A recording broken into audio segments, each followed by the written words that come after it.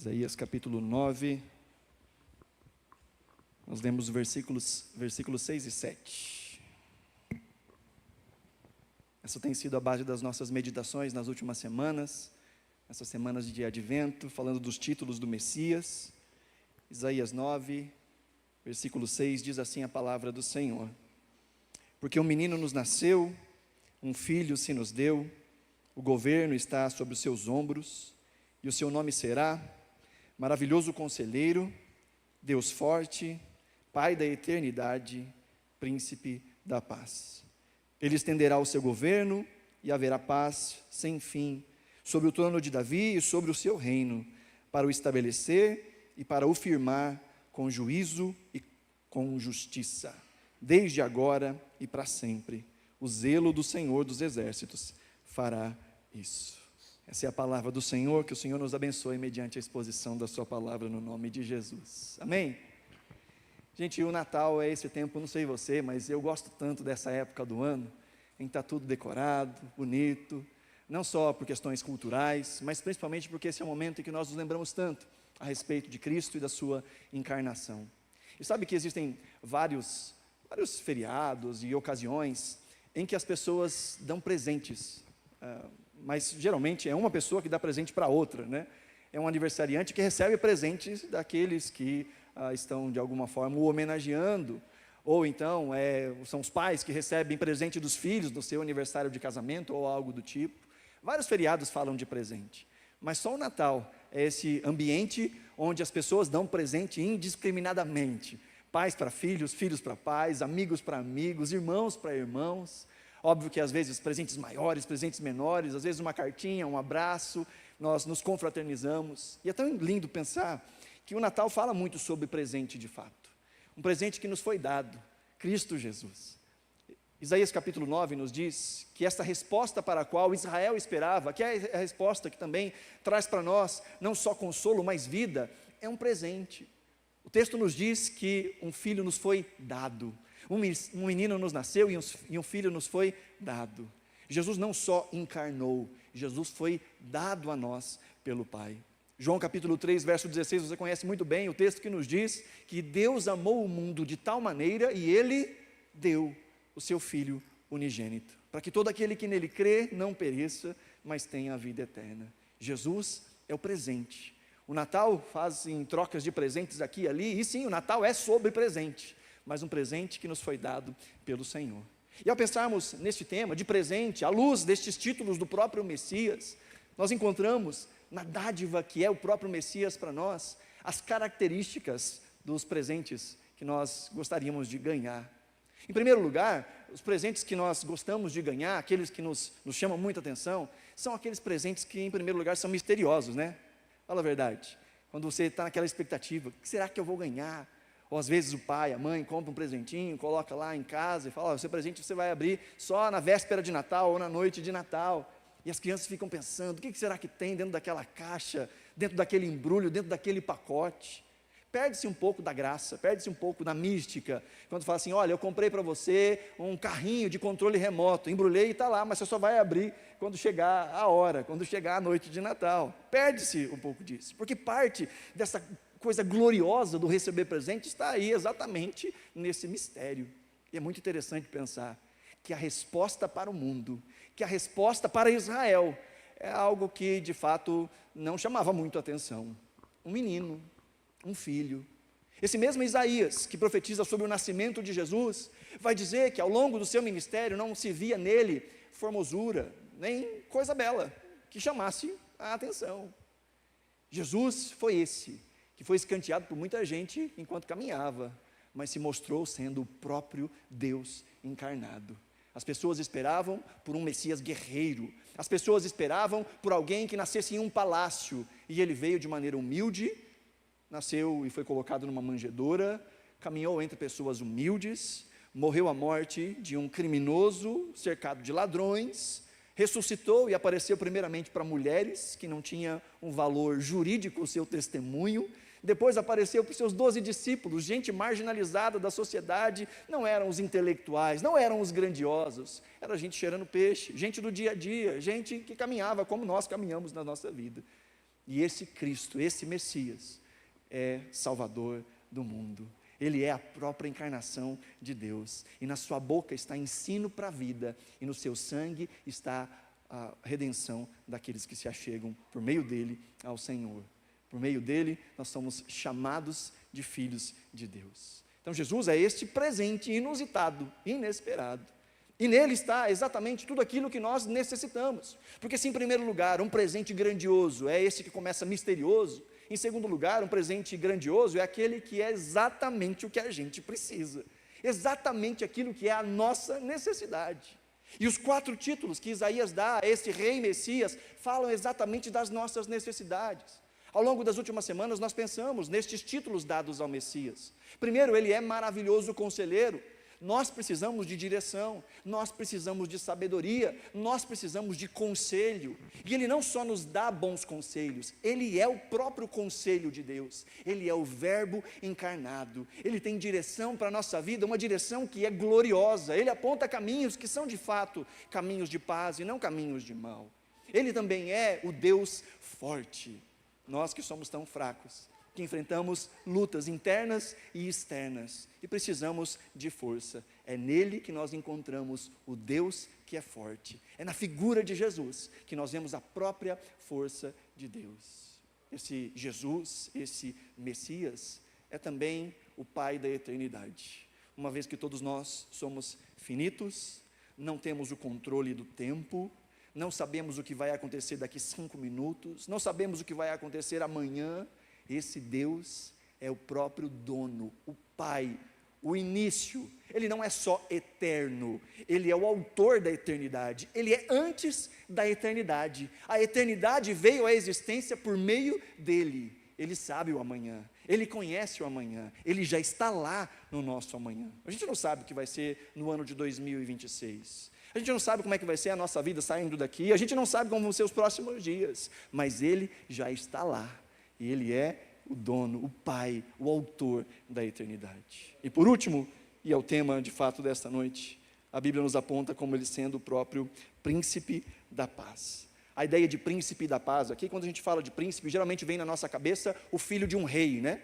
É aquele que é o descendente de um rei, aquele que vai assumir o trono.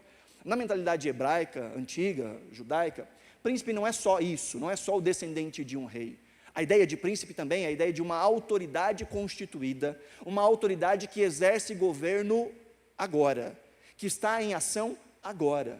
Ele já nos foi apresentado como rei, mas agora nos é apresentado como príncipe.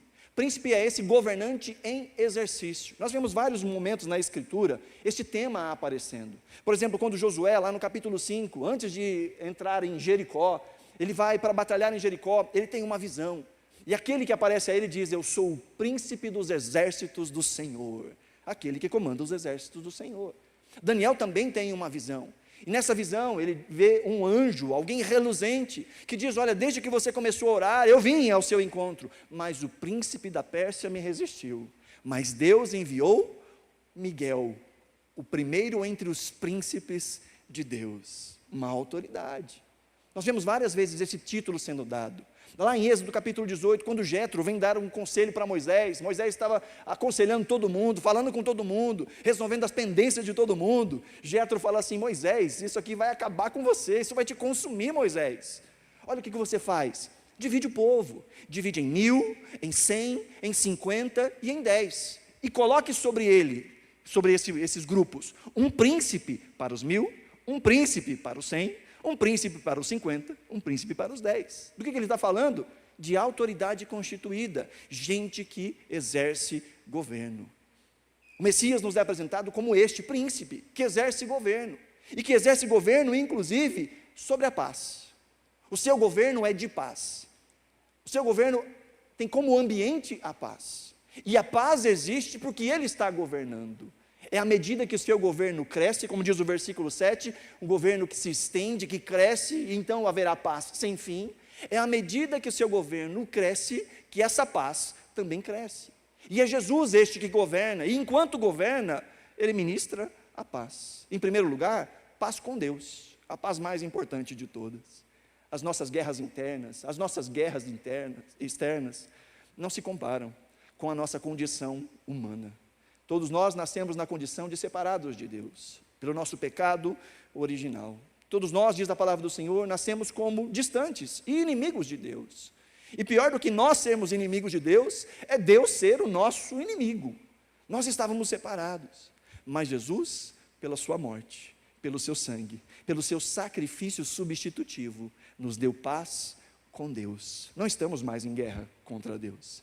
Deus não é contra nós, Deus é por nós. O apóstolo Paulo diz em Romanos capítulo 5, versículo 1, que justificados, pois, mediante a fé, temos paz com Deus, por meio do nosso Senhor Jesus Cristo, pelo qual obtivemos também acesso pela fé a essa graça na qual estamos firmes, e nos gloriamos na esperança da glória de Deus. Jesus encarnou para ser o sacrifício substitutivo, que nos dá livre acesso e paz com Deus. Os sacrifícios da antiga aliança, todo o sangue derramado na antiga aliança, eram sombras que apontavam para o último perfeito e completo sacrifício, o próprio sacrifício de Jesus. E é por meio da sua entrega voluntária que nós temos livre acesso ao trono da graça, que nós somos feitos agora amigos de Deus. Veja que coisa maluca.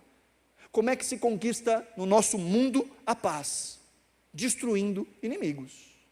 Mas Jesus conquista a paz, reconciliando os seus inimigos, morrendo pelos seus inimigos, morrendo por nós. Jesus é esse que dá paz com Deus.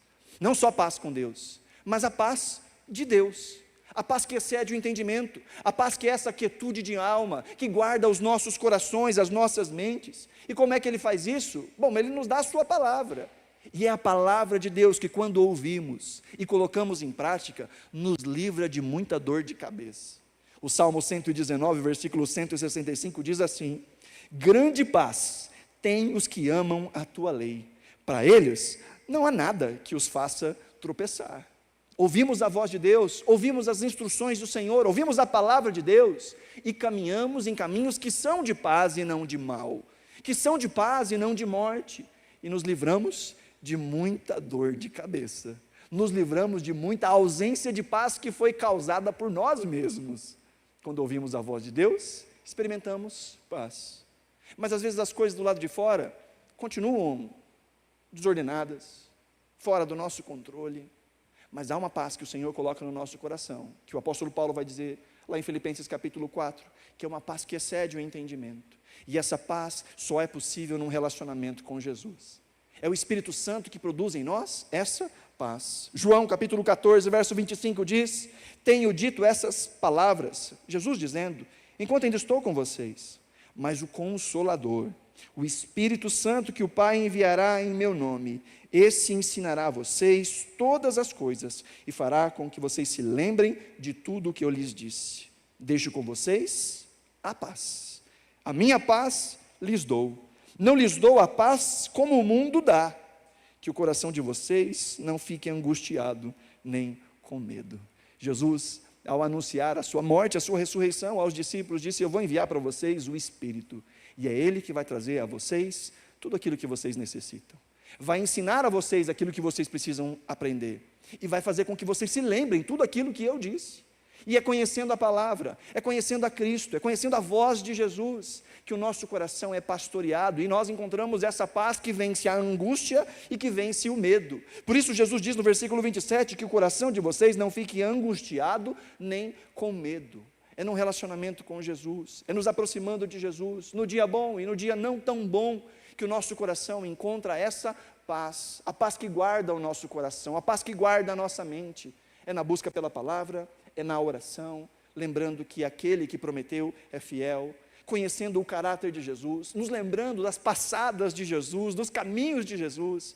É num relacionamento íntimo e pessoal com Cristo que nós encontramos essa paz. E por último, este que estabeleceu, Jesus que estabeleceu paz com Deus e paz de Deus, é o mesmo Cristo que nos faz manifestantes dessa paz, pacificadores. Ele estabelece entre nós paz, paz uns com os outros. Primeiro, juntando num só corpo gente de todo povo, tribo, língua e nação, de todo tipo de vivência, de todo tipo de experiência, de todo tipo de família, de classe social, de etnia, de cor, de raça, todos os tipos de pessoas em Cristo Jesus se tornam um só corpo, família, um só reino. Não há divisões, não há preconceitos, não há nada que afaste um do outro, se Cristo é de fato o nosso alvo, se Ele é de fato o nosso Senhor. Nós olhamos uns para os outros como quem olha para a gente da própria família, porque Ele não só nos reconciliou com o Pai, mas Ele nos fez membros de uma família de muitos irmãos. Irmãos, filhos do mesmo Pai, irmãos com a mesma dignidade. E o Espírito Santo que habita em nós é esse que transforma o nosso caráter com tudo aquilo que é necessário para vivermos em paz uns com os outros. Ele nos dá alegria, Ele nos dá paciência, nos dá gentileza, bondade, Ele nos dá domínio próprio. E todas essas coisas são tão necessárias para que tenhamos paz com todos. Paulo vai dizer, naquilo que depender de vocês, tenham paz com todos os seres humanos, com todos os homens. Às vezes não depende de nós, mas aquilo que depende de nós, a gente faz. E a gente faz direcionado pelo Espírito que habita em nós. Amém, queridos? O versículo 7 diz que Ele estenderá o seu governo e haverá paz sem fim. Essa paz é uma paz que cresce, é uma paz que se expande. Como eu disse, essa paz só existe de fato na medida do governo de Cristo. É debaixo do governo de Cristo que nós temos paz com Deus. É debaixo do governo de Cristo que nós experimentamos essa paz que excede o entendimento e que guarda o nosso coração. É amando, conhecendo e se submetendo ao governo de Cristo que nós temos condições de sermos pacificadores. Como o próprio Cristo disse, bem-aventurados os pacificadores, porque eles serão chamados filhos de Deus. Mateus capítulo 5. À medida em que nós nos submetemos a Cristo, nos tornamos quem Cristo é. Nós nos tornamos parecidos com o nosso irmão mais velho. À medida que caminhamos, somos pacificadores, porque experimentamos da paz com Deus e da paz de Deus. Amém, queridos? E como é que nós recebemos então dessa paz? Primeiro, reconhecendo que esse sacrifício de paz foi feito em nosso favor, foi dado a nós. Eu falei de duas coisas que tornam presentes grandiosos, né? A primeira é que presente surpresa ajuda muito. A segunda é que quando é aquilo que nós mais precisamos, nós mais tínhamos necessidade. Mas terceiro, e não menos importante, é quando nós sabemos que esse presente não está ancorado no nosso merecimento. É muito comum chegar em alguma parte do ano e o pai dizer, olha, você vai ganhar esse presente porque você foi bom na escola. Olha, você vai ganhar porque você passou e você vai chegar na sua formatura. Existe uma condição, existe algo que tem a ver com o meu desempenho. Mas no que diz respeito à salvação, ela nos foi dada por graça, por bondade, por misericórdia. Não havia nada em nós para merecermos tão grande presente, tão grande salvação. E ela nos foi dada, ela nos foi ofertada graciosamente. E mais, ela dura para sempre. É bom ter presentes que a gente gosta. O problema é que qualquer coisa do lado de cada eternidade vai acabar, vai ser consumida. E às vezes a gente olha para trás e fala, poxa, que saudade daquele presentinho que eu recebi. Que saudade, nossa, aquele chocolate estava muito bom, aquele pudim que eu ganhei estava uma delícia, mas acabou, eu comi tudo, acabou. Mas o presente que o Senhor nos dá, ele dura para sempre. Traça e ferrugem não pode corroer, ladrões não conseguem roubar, dura para sempre. Essa é a paz que o Senhor nos dá, quando reconhecemos o seu sacrifício, quando fazemos dele o Senhor das nossas vidas, que entramos para o seu reino, estamos debaixo do seu domínio. Esse que é o príncipe, a autoridade, o comandante, o governador da paz, ministra em nós paz com Deus, paz de Deus e paz uns com os outros. Nessa noite, se você tem buscado paz, Ele é o príncipe da paz. Ele tem paz para o seu casamento, Ele tem paz para o seu coração, Ele tem paz que vence a sua ansiedade, os seus medos. Mas acima de tudo, Ele tem paz. Ele tem a paz de te reconciliar com o Pai. E se você ainda não fez essa oração, é um bom momento de fazer, dizendo, Senhor, eu reconheço que eu preciso da Tua paz, que eu preciso de Ti autor e consumador da minha paz. E eu quero estar debaixo do teu governo, debaixo do teu domínio. Amém? Se você puder, coloque-se de pé, eu quero orar por você. Se você precisa de direção, força, segurança, paz, nada disso você vai encontrar longe de Jesus. Existem pretensas forças, direções, seguranças e paz aí mundo afora, mas todas elas são fadadas ao fracasso. Só há uma paz duradoura, só há uma força duradoura, só há alguém que é o dono do tempo, só há alguém que conhece o fim desde o começo. Esse é Cristo Jesus, que encarnou e nos foi dado de presente. Sabe que a manjedoura está vazia. A cruz está vazia. O túmulo está vazio.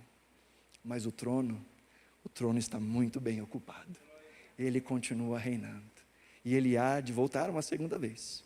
E estabelecerá paz sem fim. Justiça sem fim. Hoje nós experimentamos parte disso. Hoje nós já desfrutamos parte disso, fazendo parte do seu reino. Mas na sua volta, no seu segundo advento, nós vamos experimentar a paz prometida por Isaías, não só a Israel, mas a todos nós.